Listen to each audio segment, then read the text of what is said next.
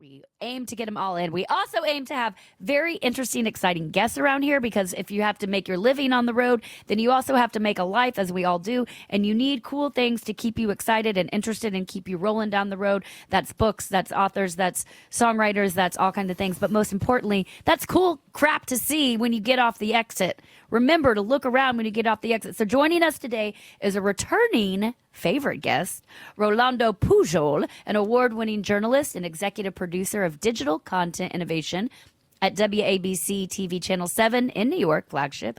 Over the last 3 decades, his work, he's won Emmys, he's won the Edward R. Murrow Award and recognition from the Society of Professional Journalists and the Deadline Club, that gives me anxiety. But beyond the newsroom, Rolando, he's a passionate storyteller of the open road. He's a creator of the Retrologist, which we will dive into what the heck is that lovely movement. He's the author of the book The Great American Retro Road Trip, a celebration of roadside Americana, which really is a love letter to the charm, the character, and the spirit of the places so many of us fly by. But Rolando is here today to remind us they are worth a stop. So let's celebrate the charm of small towns and neon signs and vintage diners and the soul of roadside Americana. Please make welcome back to the show, Rolando Pujol. Good morning, friend. Good morning, guys. Well, it's really a pleasure to be back. I had so much fun last time. So when I heard from your producer, you want to come back? I'm like, sign me up. I'm there.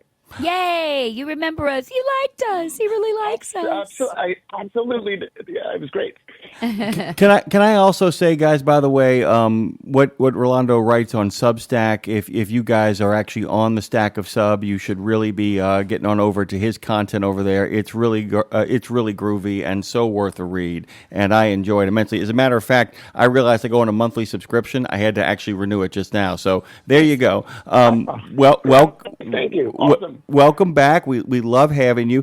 One of the reasons why we love your work so much is that I've always made the joke that the road gang that originated in 1972 exists someplace between American Graffiti, Star Wars, and Smokey and the Bandit.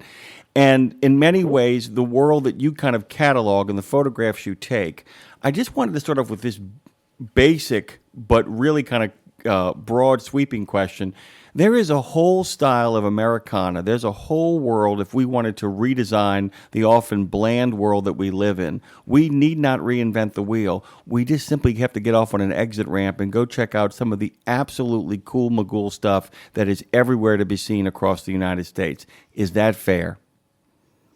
I think it's an absolutely fair statement. There's so much great stuff. If you just get off the road, or even off the, or even a lot of it's visible right from the interstates. But again, the good stuff is when you make an exit and you definitely want to explore towns. I mean, one of the hardest things that I do when I'm traveling is I do a lot of research about the places I want to shoot. I've done my homework. I know this town has this, that town has that. But when I pass a town I'm not familiar with and it says historic business district, I'm like, ooh, I got to see what this is. And that's often when you make the best discoveries, when you pull over and you discover something you least expected. Well, it sounds like then your passion, like it all really comes from curiosity, and which is what keeps us alive, really. And you know, the whole idea of the retro road trip, it to me feels like really like a spiritual pilgrimage almost, at risk of sounding it is. cheesy. It is. It is, right? It is. You know, and that curiosity. So I want to talk to you about the ways and methods, because we have to get, correct me if I'm wrong, we have to get real right with ourselves, like take an emotional and a personal inventory and be like, all right, I want to see these things, but how is it going to work for me? So during COVID, my husband and I came this close to selling our house, and we were going to buy an RV and travel around. And then it turned in, we live in Nashville, and we're in music. So it turned into, we're looking at tour buses, and we almost pulled the trigger. And luckily the guy at the place said, have you guys spent time on a tour bus? And we were like, yeah. He goes, okay, let me rephrase that. Have you guys been in charge of a tour bus? We were like, no. And he's like, please don't do this. Please don't do this. But there's so many ways to see the road. Obviously, our listeners are the vast majority of truck drivers. So talk a little bit, if you will, Rolando, about some of your favorite ways, and then how other people can really take stock of how to get out and see it right so that it works for you or your family or whoever you're traveling with. Yeah, well, there's a couple of ways. One is that you can plan a trip with these kind of places dotting the trip, right? I mean, you're really looking for roadside Americana. Or, and this is what I often do, especially if I'm not necessarily doing a trip in search of neon signs or quirky roadside attractions, is that I will know what's in the area that I'm going to be traveling in. So let's say I'm traveling down to, say, Nashville. I have a list of things to see in that area. And so I will try to sort of bring that into the trip. There's sort of a way to sort of do both things.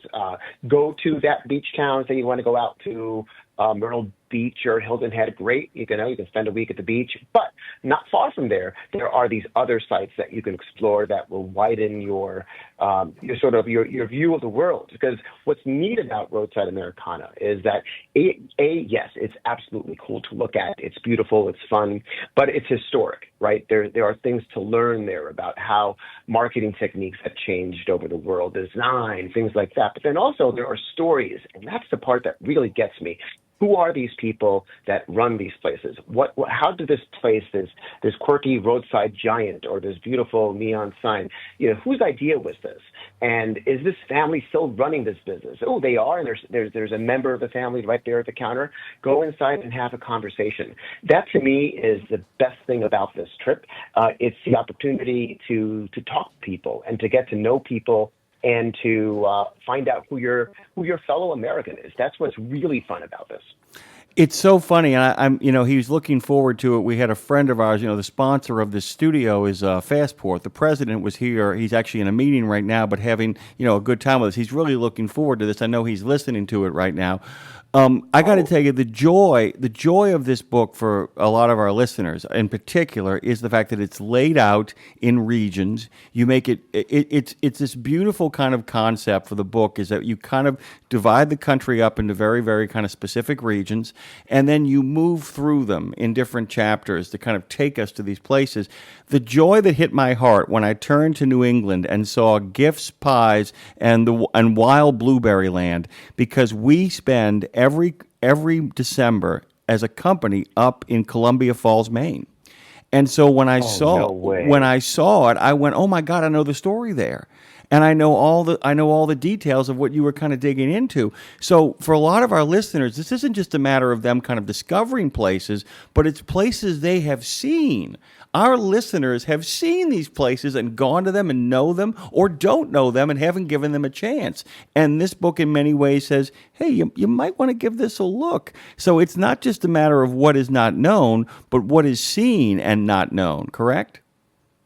100% correct. And that's a very interesting point. And another person made the same point to me, is that they have been living their whole lives seeing these kind of places or knowing about places like Wild Blueberry Land or the world's largest inflatable lobster or, Queen Connie, this giant gorilla that's holding a Volkswagen. And they pass these things and they notice them, and they might even have a smile, but that's all they do. They don't really stop and think about it.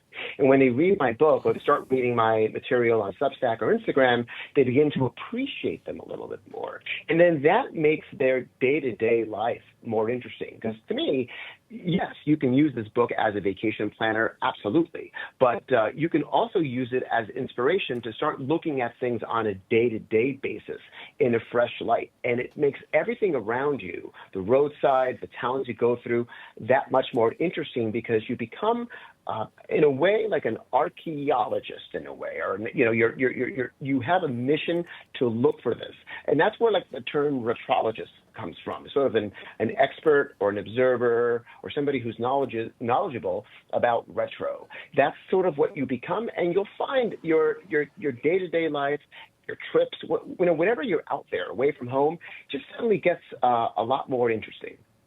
So, and with the, do you pronounce it retrologist or retroologist? Retrologist. Which is the name of the Substack, by the way. I forgot to add that. That's the name of the Substack. Go on. It is, and it's great. And it's a beautiful intersection of both, like, memory and media. It's retro, but it's also deeply current. It's like, the storytelling meets digital curation, which is really cool. So I'm excited. So I'm a songwriter here in Nashville. So I'm curious to you, and your storytelling lens is so great.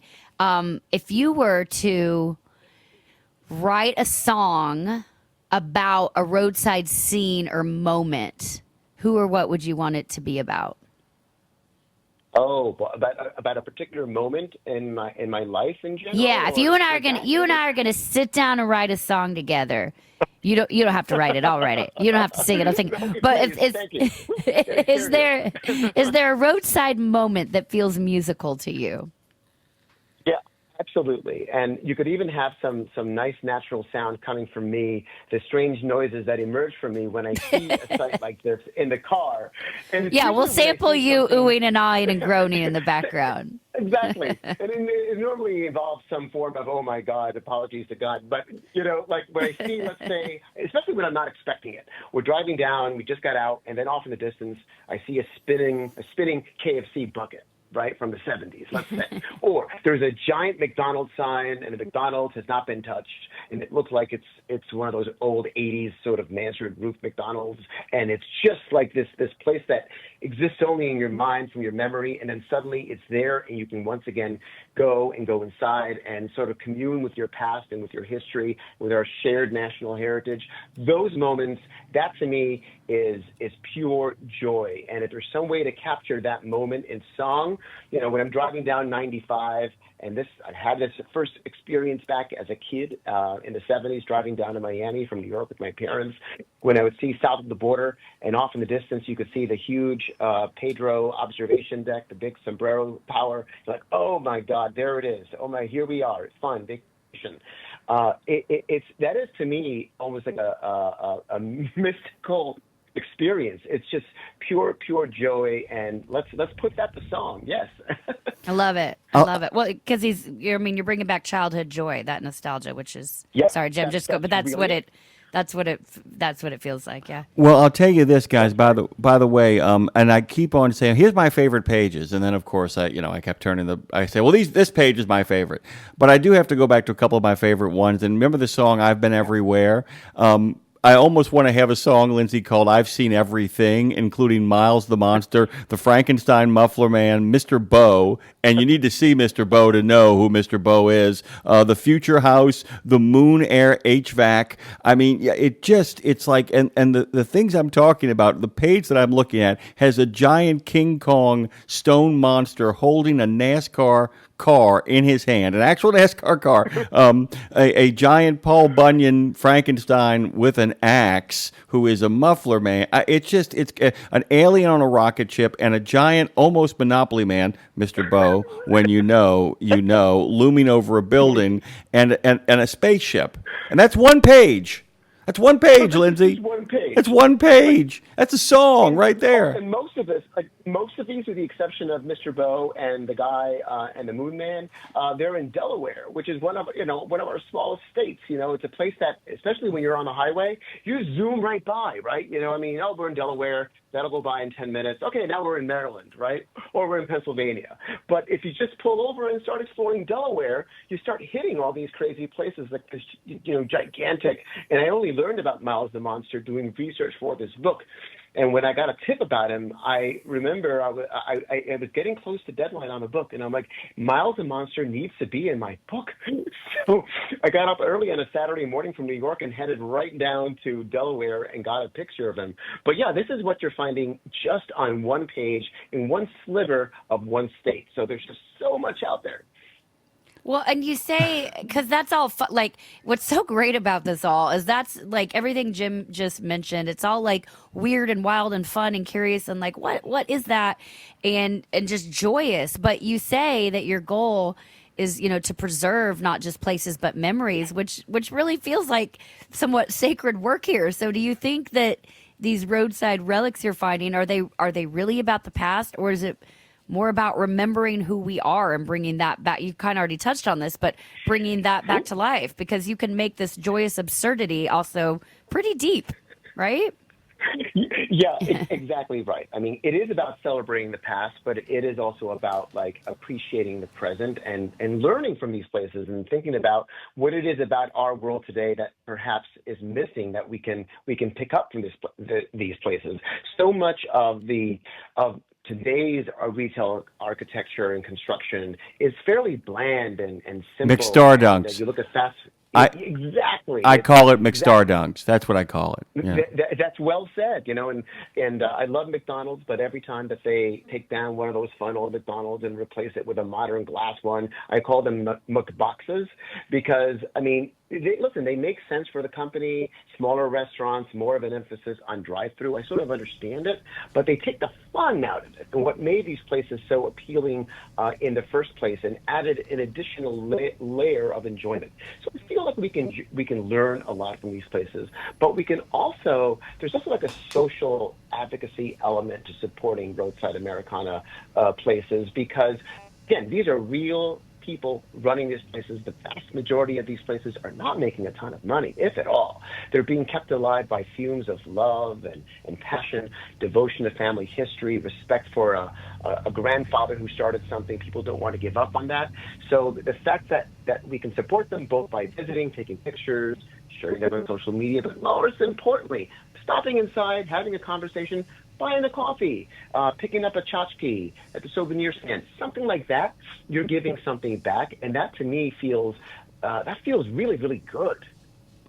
I got to tell you, Lindsay, and I keep on, like I said, I keep on kind of moving back through and kind of enjoying myself. By the way, this book is something that if you have anybody who loves a good road trip, by the way, our good friend Brad Bentley has rejoined us. I don't know if you heard it, Brad, but in Rolando's book there, they have the blueberry that you and I actually had the blueberry pie pieces at. Yeah. And it's actually part of this book. But I'm looking at the Senator Theater, for instance, and I love this. Coming soon, Heretic and Wicked, both of which, by the way, the Senator might have Wicked, but the idea of the Heretic with Hugh Grant playing at the Senator is the strangest thing. But the movies that are currently there in the photo he took are Godzilla -1, Let's Start a Cult, and Here.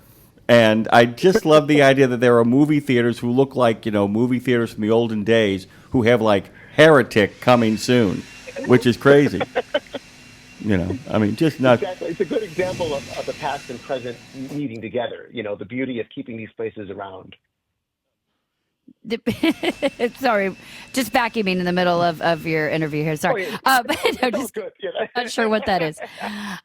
So if you had one message to give the next generation of travelers or storytellers, what would it be? Because, as we say, our listeners, the vast majority are truck drivers, as you know, they're out there seeing things, but they're storytellers as well. The things they see become stories. And I get pitched so often like, oh, I saw this. Could you please make it a song? But that's what you're doing. So what is a message to sort of, I'll say, to keep the dream alive to everybody out there, or to encourage people? Because some people could listen and be like, oh, that's cool that Rolando gets to do that, but not me. But that's not true. Anybody can make these adventures a reality. So what would your message to everyone be? Absolutely. My message would be really to be just a kind of an enthusiastic observer of everything around you, to appreciate, our built environment, to think about the people that are behind these places, and to document, share, celebrate, and raise awareness. I think truckers, it's funny. There was a point in my life while working on this book that I actually did stop and do a little research. Could I pull this off and be a trucker? Could I do this life? It's a hard life, but because you get to see so much of the country, right? But then you're also on these intense deadlines, and so it's not necessarily the easiest thing. But it does sort of give you, especially when you're on the road, something to look forward to, and something to add a level of interest to your adventures, looking at these places, looking for these places, celebrating them, and then sharing the word about them, because I think that's the key to their future. It's awareness and the celebration, especially in our social media environment. It's posting and sharing about them, and ultimately supporting them. Because if we don't do that, this version of America will go away, and it is endangered. In the 6 months since the book hit the presses, and a number of places that are in the book have closed, or their signs have been taken down. Something has changed. So there's sort of an urgency to this stuff. Even though it's 50, 70 years old, it's very urgent and of the now.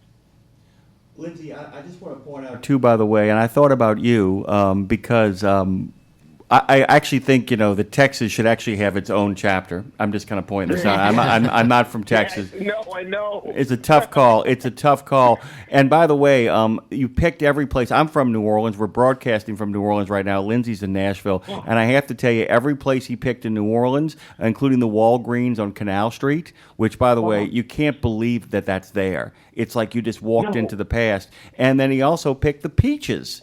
The Peaches record store on Magazine Street as well, Lindsay. And I was wearing their T-shirt yesterday. I know. Oh, So great. And while I know our trucking fans have a mixed relationship with Buc-ee's, and by the way, they don't hate you, they hate trucks. It's you they're fine with. If you want to bring your family there, they will let you in. But I did love the fact though that you made a point of talking about Buc-ee's, because there are brands now that are attempting to recapture this energy, that are attempting to say, hey man, there's something attractive. And that goes back, I'm in the weeds and I don't care. It's my show. We can go as long as we want, Lindsay. The thing about it is, too, if we It's go... our show, by the way. Yeah, well, when I say my show, I mean our show. I mean, you know what I'm talking about. No, I don't know. No.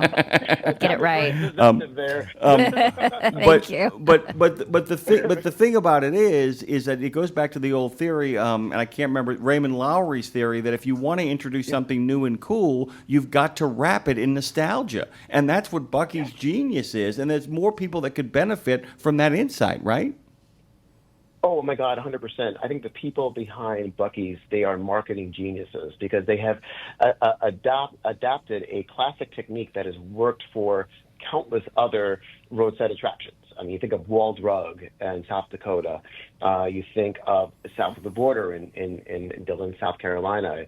The Thing out in Arizona, which, if you don't know what The Thing is, I don't give it away in the book, but it's a very interesting entry nonetheless. But yes, it is using billboards to build anticipation. It is having some kind of a hook about what it is you will experience when you get there. In the case of Buc-ee's, it's endless supply of places to gas up, clean bathrooms, and delicious things like brisket. And the food at Buc-ee's is just so good, and just an overall bright, happy experience. When you walk into a Buc-ee's, it's very, very sort of embracing, and it's kind of this weird mixture of a 7-Eleven convenience store, but then also like a Walmart or an old school Kmart or something like that, and then also a quirky roadside attraction with a funny little character, right? The Thing. It's got all of these things, right? The Thing. It's almost like a satellite in the sky, like a little moon. When you see that little face of the beaver up in the distance, you're like, oh, we're on our way to Buc-ee's. So I think what they're doing is just masterful, and there's so much excitement around it. There's a Buc-ee's opening in Virginia now, and they've seen so much online excitement about the fact that they are coming to a new state. It takes everything in me not to buy the red, white, and blue bikini with two beavers on the boobies. I'm just saying, it's really Beavers really on the boobies. Beavers on the boobies. Hey, we just have about a minute or two left, but I just real quickly, you work in the heart of New York City, but you're constantly drawn to the soul of small town America. So I'm just curious, what does New York teach you about America that small towns that's separate from small towns? I think there are so many misconceptions about New York, and one of the biggest ones is that New York is this big, bustling, anonymous city, where everyone is sort of alone and out for themselves and people are mean. Hardly the case at all. I mean, you'll encounter some jerks. Of course you will, but they're everywhere, right? New York City, to me, is just a collection of small little neighborhoods. Not only like a specific neighborhoods like Tribeca or Brooklyn Heights or Cobble Hill, but even within those neighborhoods, there are micro neighborhoods. You'll find there's a neighborhood. I live in Jackson Heights, Queens, and I would say the little community around my apartment building has probably more people that live in certain towns in America. We are our own little community. So I think New York is really just a a mixture, a big collection of small towns. And I think that's why, in many respects, I think when people come to visit, they often have a good experience because they realize, like, hey, New York is a lot closer to where I'm from than I ever thought it was, in part because ultimately we're just people, and people naturally like to organize themselves around small towns, around community, around a local coffee shop and baker and shoe store. You see that happen all around New York City. Well, and everyone's asking in the chat again the name of the book, so you can find it out. The Great American Retro Road Trip: A Celebration of Roadside Americana. The Great American Retro Road Trip. Rolando Pujol, thank you so much for joining us. You can find him check out the Substack for sure, but Rolando Pujol, that's PUJOL.substack.com. Grab the book. Rolando, please come back more. You were such a joy, and you were such a balance, and we just adore you. Oh, thank you so much. Anytime, I'm always here.